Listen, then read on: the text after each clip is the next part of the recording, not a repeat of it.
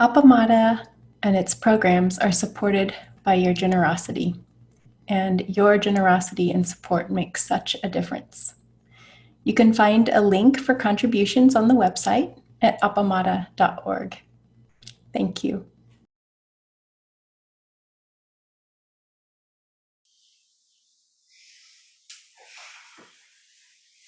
Good morning. It's good to see everyone. It's a very sunny day in Austin. So before I start the Dharma talk, I would like to hand it over to Lori for an announcement. Yeah, I just wanted to explain the way we're doing a new experiment for practice discussion. And that is that you can sign up online where you sign up for practice discussion anyway. And so for example, whoever's offering practice discussion, which it's for me during this week from Tuesday through Friday, you would go under my name and then do online. If you're going to be online, if you're here, you put on site, and then you can sign up for it. So you have to sign up 24 hours in advance. So it kind of rules out some spontaneity, but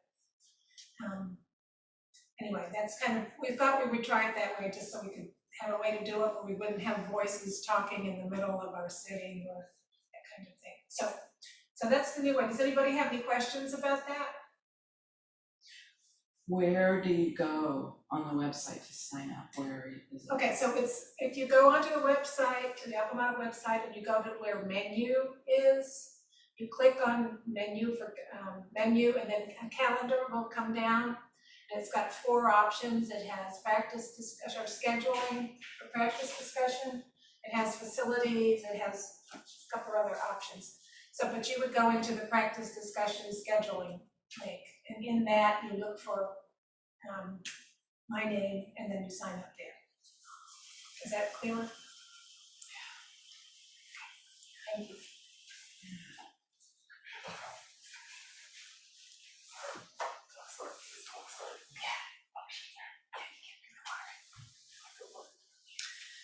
So again, good morning.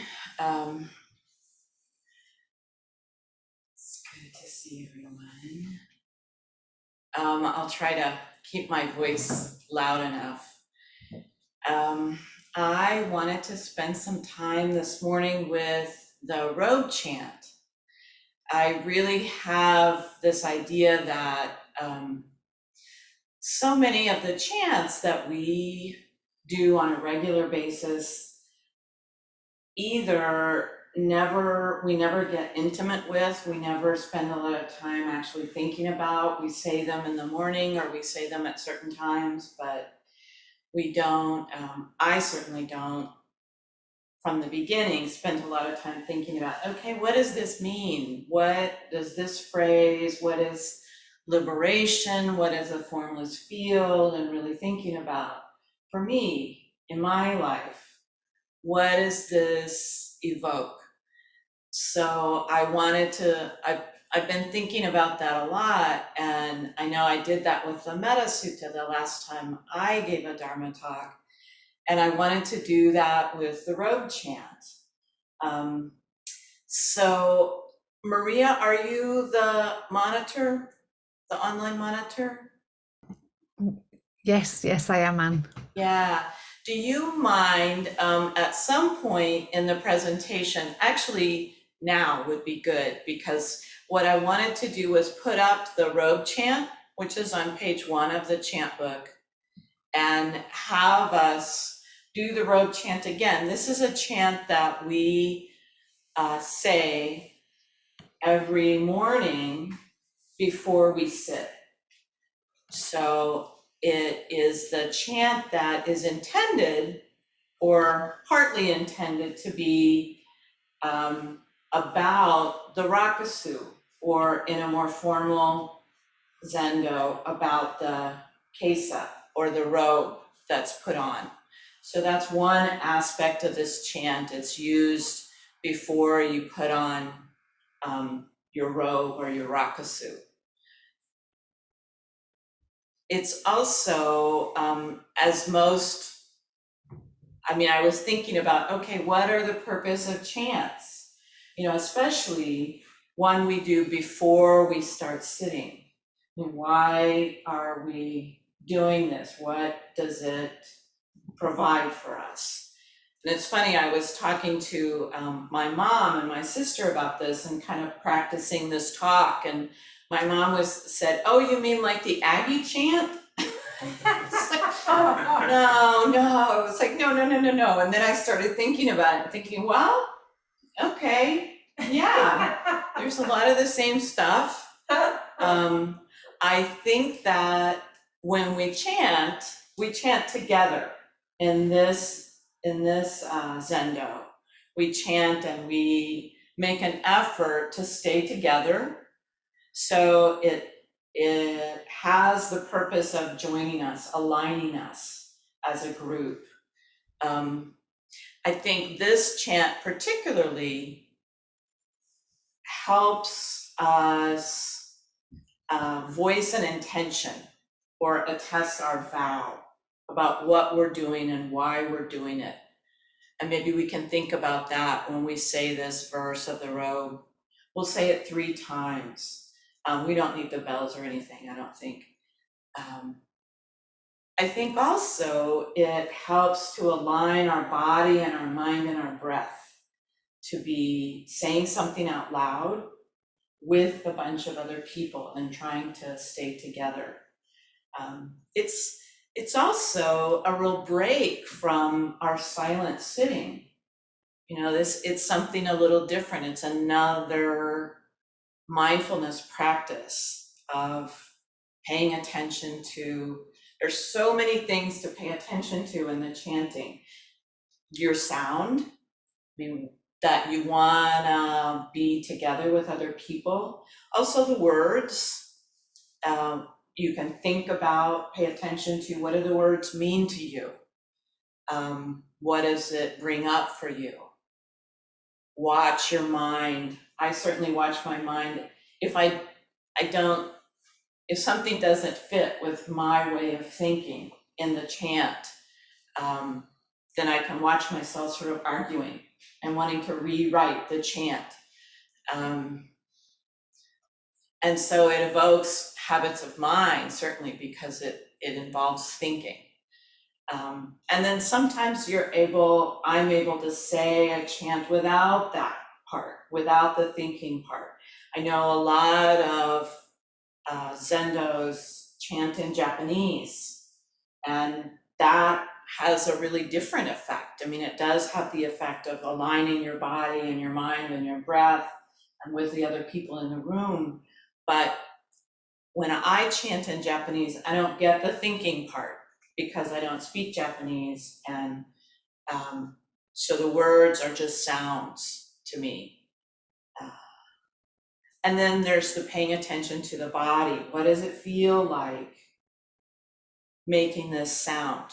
What does it feel like breathing in order to do this in a certain rhythm? But I do really feel like this verse of the Robe sets the tone, sets an intention for what we're about to do. So it's very interesting reading about the history of the Robe or the Rakusu and this chant.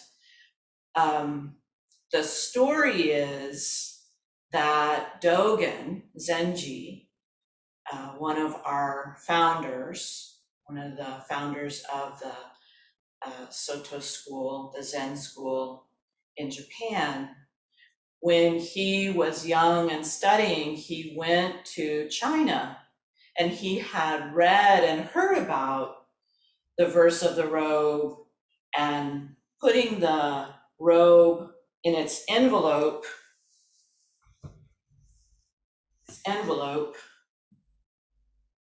on the meditator's head and saying the robe chant, and then unwrapping the robe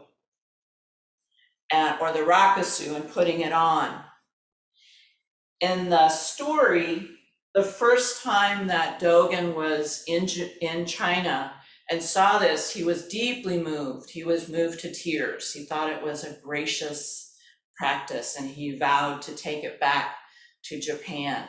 So that's the story, or one story, about how that got passed on from China to Japan, then to the United States. It was interesting to me to learn that in China, this was done after sitting. It wasn't done in preparation for sitting, but it was done before people put on their kesa, their robes. So evidently they didn't put them on before they started sitting. Just a little historical note. But yeah, so what I'd like to have us do is chant together.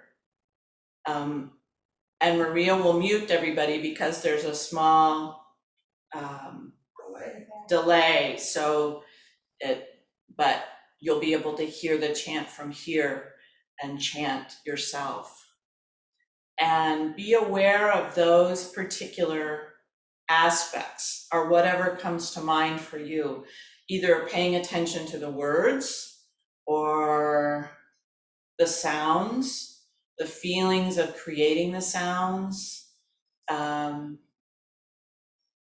just what you notice while we're chanting. And then I'll spend a little time talking about my thoughts about the chant. And then we'll do a little bit, we'll break up into small groups and do a little bit of writing and sharing, talking, and then come back together. And then we'll do our chanting and our bowing. So here we go. Okay. And it's traditional to put your hands in gasho or in bowing posture when you chant this verse. So, vast is the robe of liberation, a formless field of benefaction. Wearing the universal teaching, I realize the one true nature, thus harmonizing all being. Vast is the robe of liberation, a formless field of benefaction. Wearing the universal teaching, I realize the one true nature, thus harmonizing all being. Vast is the robe of liberation, a formless field of benefaction. Wearing the universal teaching, I realize the one true nature, thus harmonizing all being.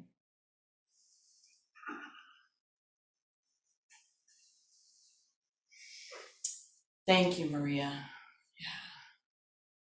Yeah. So I wanted to kind of deconstruct this and just talk about, we've got the chant books here, and if you've got the chant books, I don't know, do you guys, would you like to have it back up on the screen so you can watch? You can think about it. Okay, yeah, Maria, if we could put it back up, that would be good. So the verse of the robe, so right off the bat, you know, it's about the robe or the rakusu.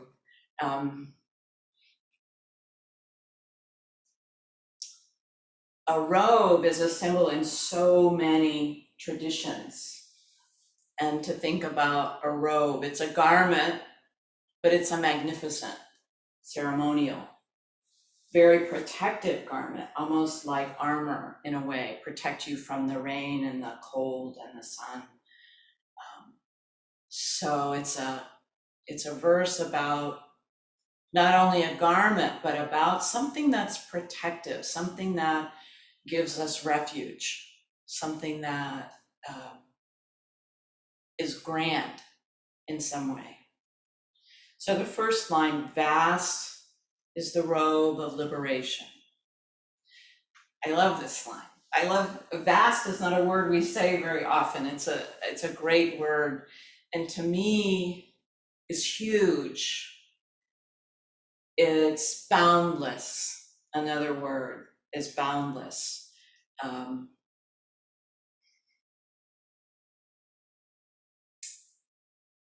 It includes everything. It's vast. It's huger than huge. Is the robe of liberation. So that phrase, the robe of liberation, can really think about what liberation from what? Liberation seems like a positive thing. We all think, yeah, liberation, that's a good thing. That's something I would want.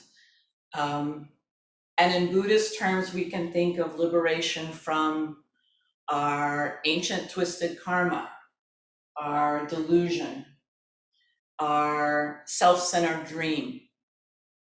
So there's a protective garment that's huge, that's protecting us or helping us achieve freedom.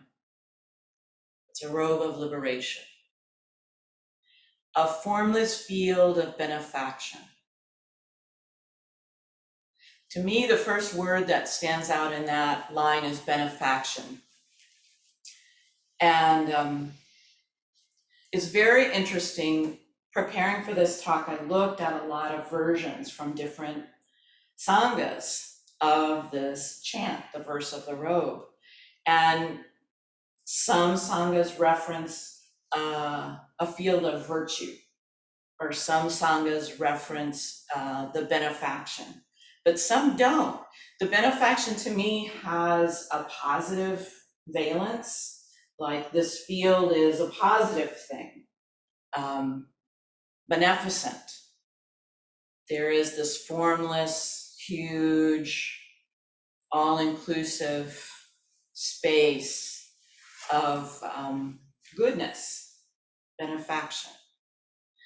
It's formless. This, going back to the formless field, this to me refers to form and formlessness.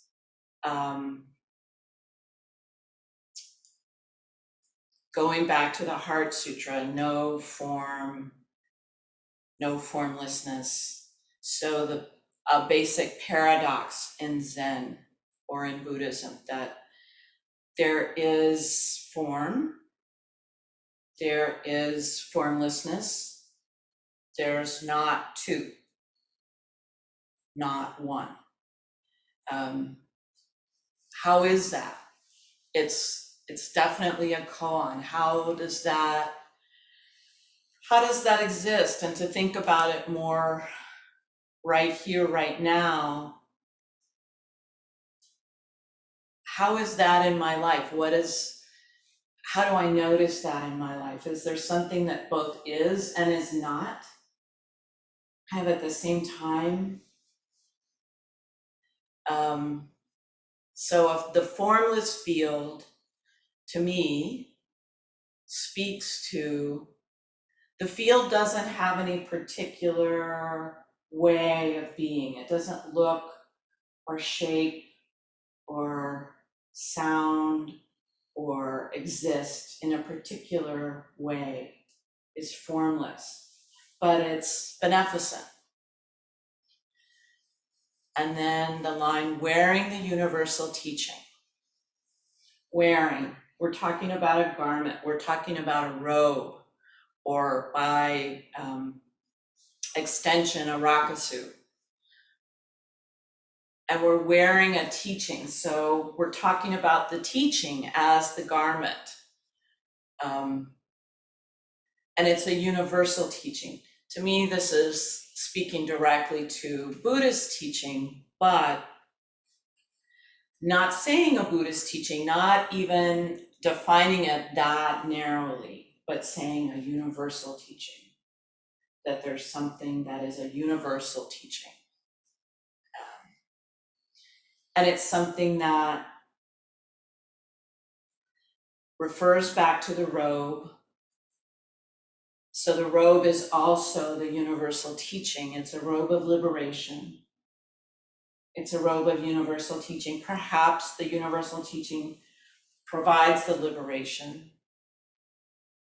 it's also a formless field of benefaction, so it's also vast. And it's something we can put on. I have a little trouble with this because the verbiage put on kind of implies that something that seems not like what I associate with my Zen practice. It is something that wearing my rakusu I'm more aware of my vow, of the life I would like to lead. But I don't feel like the idea, the image of taking off my rakusu or taking off something that I wear is really appropriate to our Buddhist practice. But referring to the robe and Dogen's descriptions of the robe are very poetic. I mean, he describes it in very different ways. Lots of different ways of saying that it's a wonderful thing. We should understand that the kesa, another word for robe, is what all Buddhas have respected and taken refuge in. It is the robe, the kesa is the Buddha's body and the Buddha's mind. I love that. The kesa, the robe, the rakusu is the Buddha's mind, is the Buddha's body. It's great because when we make a robe or a rakusu, we have this embodied thing, we have this material form. And to see it as Buddha's body, and then what we've put into it with our mind, with each stitch, we've said the mantra, I take refuge in Buddha, I take refuge in Dharma, I take refuge in Sangha. So it is also the Buddha's mind. Our rakusu is imbued with Buddha's mind.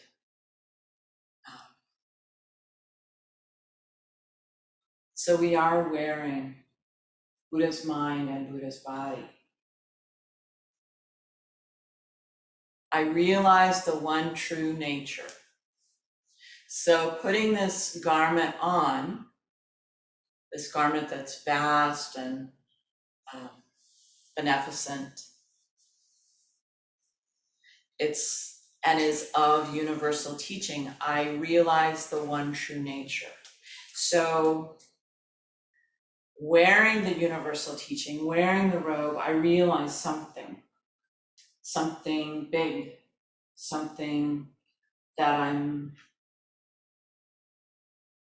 searching for, the one true nature. What is that? What is the one true nature? We can think about the Buddhist 3 marks of existence, the 3 things that all thoughts and emotions and actions, all things share, which is impermanence and no self or interdependence, and suffering or dissatisfaction. So perhaps those 3 marks of existence are part of the one true nature, that those things are part of our lives. They form a foundation of what exists. No self, there is no abiding self. Everything is changing all the time. Impermanence, again, nothing stays the same. And dissatisfaction, we want things to be different than they are. There is many times in our lives a wish that something could be other than it is right this moment. And how precious it is for the moments when that's not the case, when this is sufficient, when this moment is enough and savored. I realize the one true nature, thus harmonizing all being. Wow, that's a big order for putting on a robe. You're harmonizing all being. All these other things have happened. You've realized the one true nature. You've got this garment of universal teaching. But because of these things, the end product or the end event is I'm harmonizing all being, which sounds wonderful. Sounds like our vow. So we are affirming our vow. This is what I'm doing. When I sit down to Zazen, when I awake for the day, when I meet every other person, when I take an action, I'm attempting to fulfill my vow of harmonizing all being.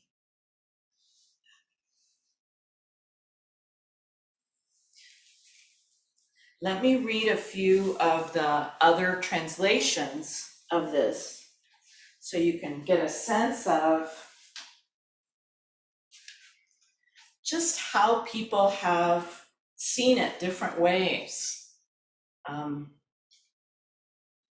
The form that we use at Appamada comes pretty directly from Joko Beck. Vast is the robe of liberation, a formless field of benefaction. Wearing the universal teaching, I realize the one true nature, thus harmonize all being. So that comes from Joko Beck, that translation from Ordinary Mind Zendo.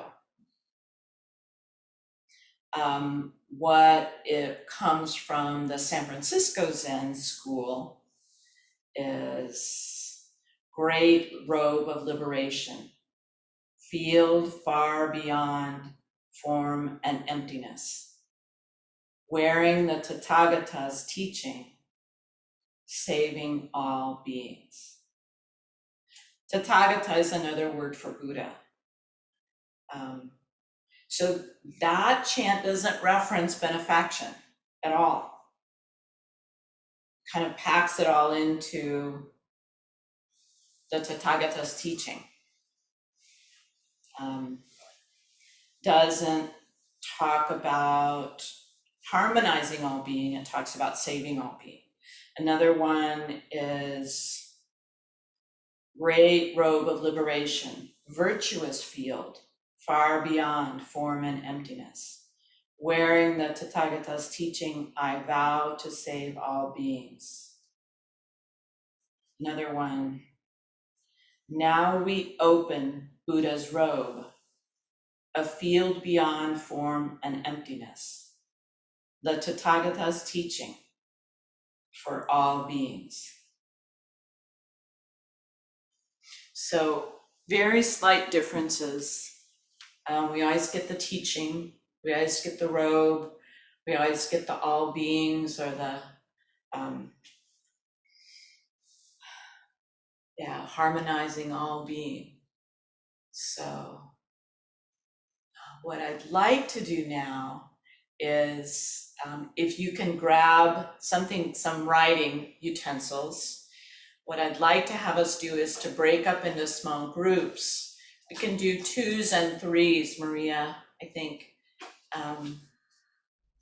and spend maybe 5 minutes translating the verse for yourself. What you feel like the verse is saying, or what your intention is when you sit down to sit or start for the day from a Buddhist point of view. And then we'll spend a little bit of time sharing those and talking in our small groups about what the chant as it stands at Appamada evokes for us, what it brings up for us, and then sharing our own versions of that, what that is. And then we'll come back in a large group. I think 5 minutes for writing, 5 minutes for sharing. And then we'll come back and we'll share in a larger group. So we'll take 10 minutes off writing and sharing.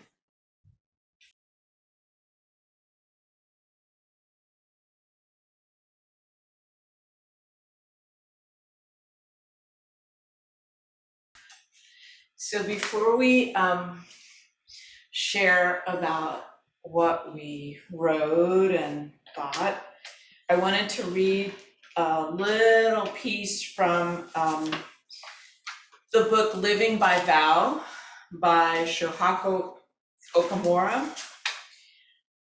And this is the book is about the different vows or the different chants or the different things that we say, the different, I'm not sure, just the things that we say in the service and that are traditional Buddhist sayings. So each chapter is about a different verse or about a different sutra or a different chant. And so the chapter that's about the verse of the robe was very helpful to me in preparing the talk. He really breaks it down much more finely than I did, but I really liked he's talking about the formless field.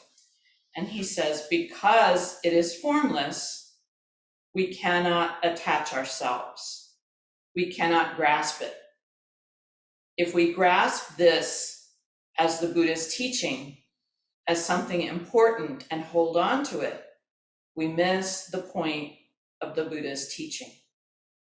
Instead, we open our hands. This is the meaning of formlessness.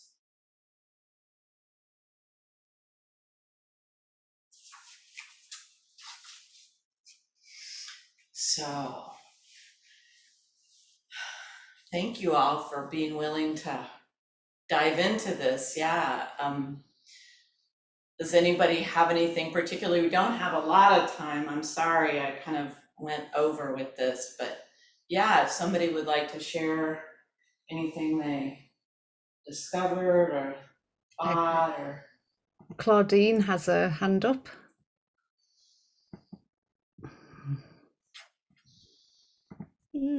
Yes. Right.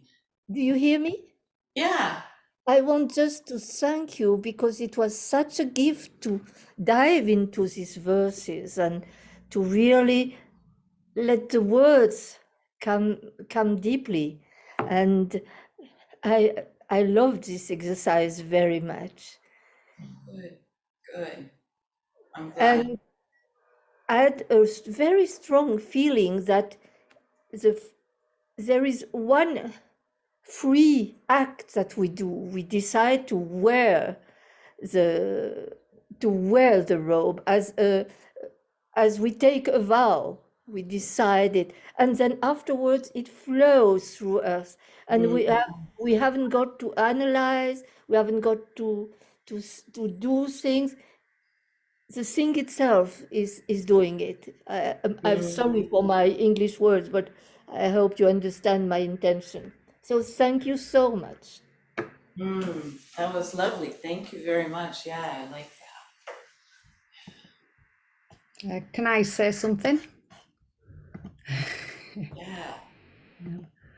Yeah, I mean, I do love this verse because it reminds me to, it expands my heart and my mind beyond my own parameters of my own habits. It reminds me to be aware and to actually wear the teachings, have them in my heart, and I can be alongside others when I take on the teachings as I'm not for or against.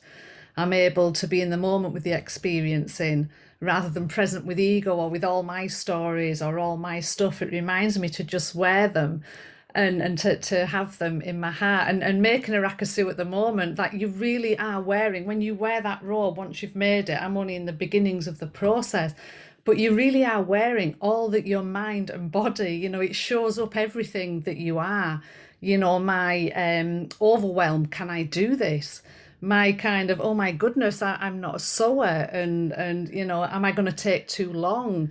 Am I going to be able to do it in time? And am I going to be able to do it perfect or not perfect? It brings all the concerns and worries from our habits and our beliefs and everything. And do I really want to be sewing? The preference. You know, do I want to be doing something else rather? It shows up and brings up everything. So by the time we've actually made a rakus, I would imagine it's brought up everything that I am forward. And I will never forget everything and all the teachings it's brought to me. It's already bringing so many teachings with your guidance, Anne, and the classes, the teachings that I'm taking in are just, it's just amazing how much it's uncovering and how much is unfolding before me, just making a rakasu. So it really is, part of the whole teachings that we wear it, yes, physically, but I will wear it within me. I will take it within me deeply. So yes, Yeah. thank you for your teachings, and it's really moving things through me. And this verse in particular is just something I carry with me every day Mm, as a reminder. yeah. Yeah. Thank you. I think we're gonna have to move on and do our service. So thank you